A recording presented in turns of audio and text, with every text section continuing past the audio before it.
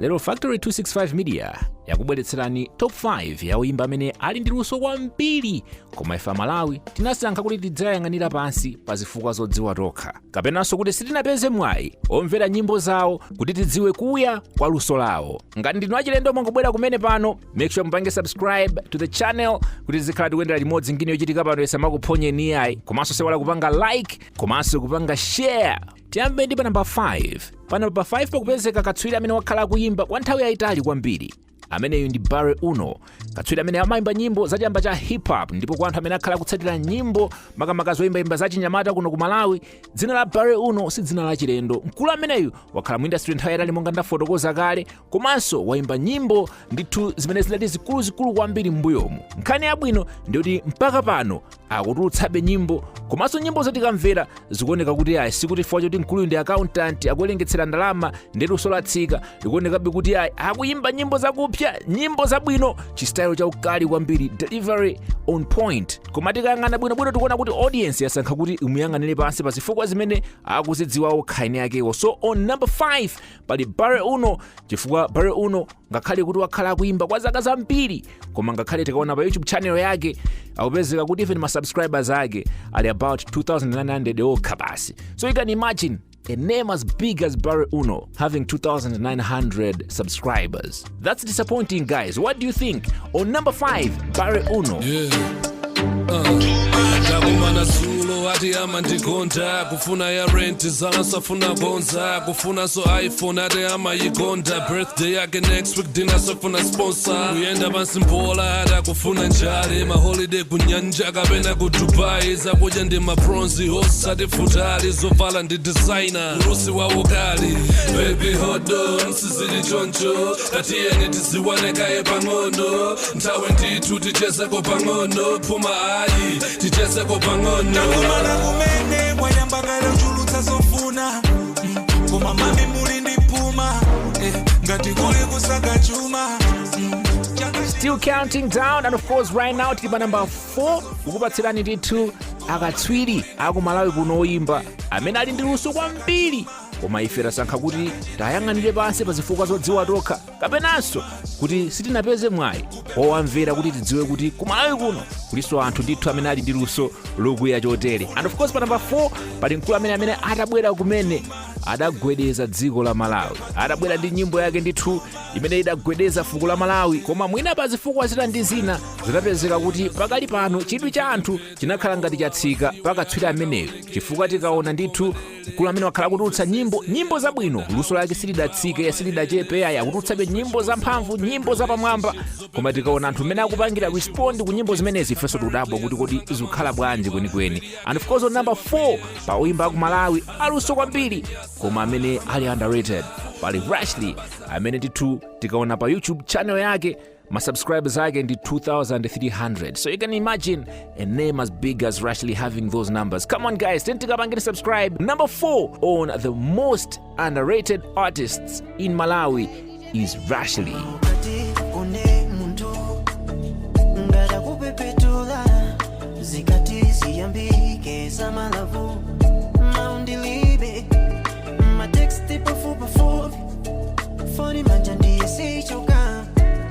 Makondi mcheshi momwe kumazikadi zitembe nukeso kumazikadi ziyamane kumbai maundilibe kungo onna koya kungo onna teksti yake masoka kukumana naye ngali ungo suwa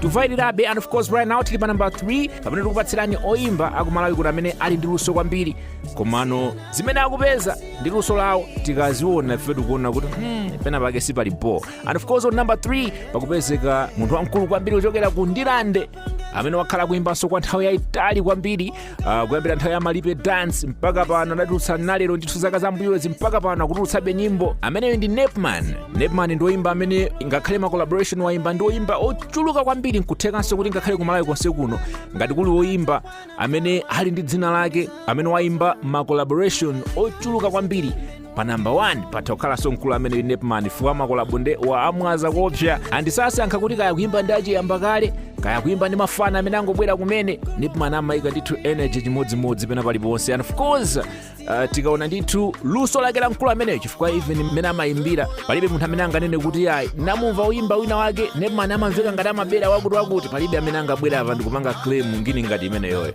And of course chivoice chake mmene chimatulukira mmene amapangira ngini yake it's heartbreaking kuti ngakhale pa YouTube channel yake ma subscribers ake ndi 796 wokha. Come on guys, we can do better than that. On number 3, on the most underrated artist in Malawi, we're having Nepman.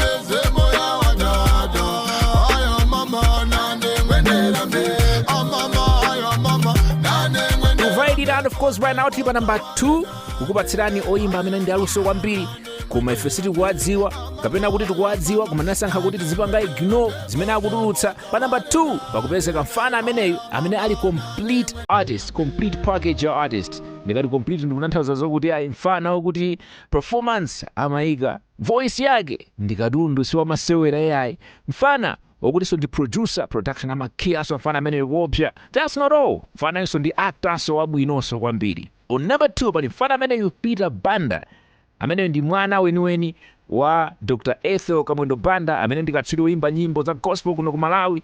Mfana ameneyu ali ndi luso kwambiri. Anthu amene akhala kumutsatira amadziwa zokuti mfana ameneyu samasewera. Ngati simunamona kupanga act pa YouTube pompa tangopanga ni search series yake amanena kuti nyenyezi series mukangothaima ndithu series imeneyoyo kuti mfana ameneyo skill yake ndi yotani. And of course pano tukamba zoimba apo ndinangokhoterapo chabe chifukwa tikufuna timve ndithu oyimba amene ndi aluso kwambiri komano ifeyo tasankha kuti tiyayang'anire pansi kapenanso kuti sitinapeze mwayi okuti timve luso lawo. And on number 2 on the most underrated artist in Malawi pakupezeka Peter Banda amene tikaona ma subscribers ake pa YouTube ndi 273 okha basi.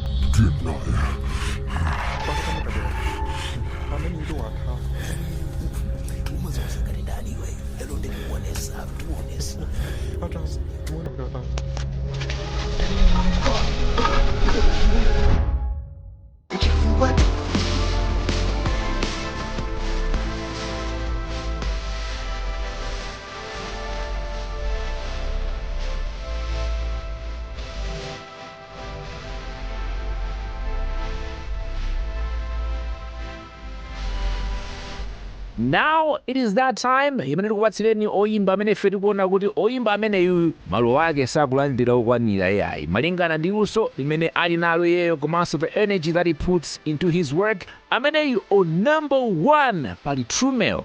Trumel ndo oyimba amene wakhalanso akuimba kwa nthawi yayitali kwambiri, watulutsa mahiti kwambiri, wagwirapo ntchitonso ndi akatswiri osiyanasiyana ngakhalenso ma record label amene ndithu wakhala kugwira nawo ntchito. Iyeyonso ndi full package fukaso ngakhale production amakhala kumenya chimodzimodzi. Koma ife tikaona ndithu luso la artist ameneyu ndi mmene anthu ife timapangira respond luso lake ndimaona ngati kuti yayi sinimapanga mokwanira malingana ndi mmene iyeyu anadalitsidwira. And of course number 1 on the list of the most underrated artists in Malawi there is Trumel. Tangoganiza nimene amaimbira Bo Trumel. And of course Trumel has been in the game for a very long time.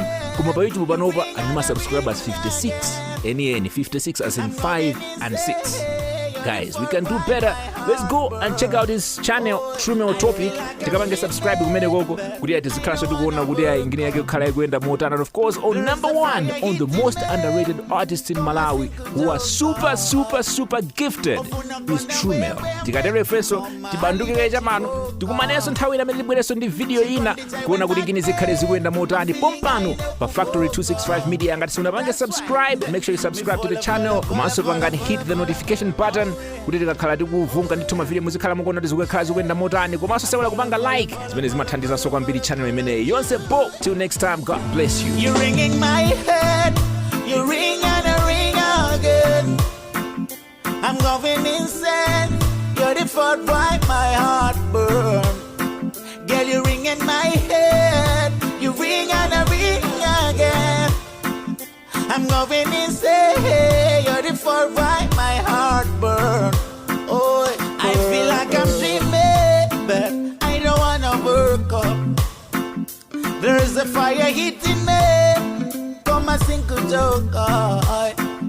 Ofuna konda we, come alibe chikoka.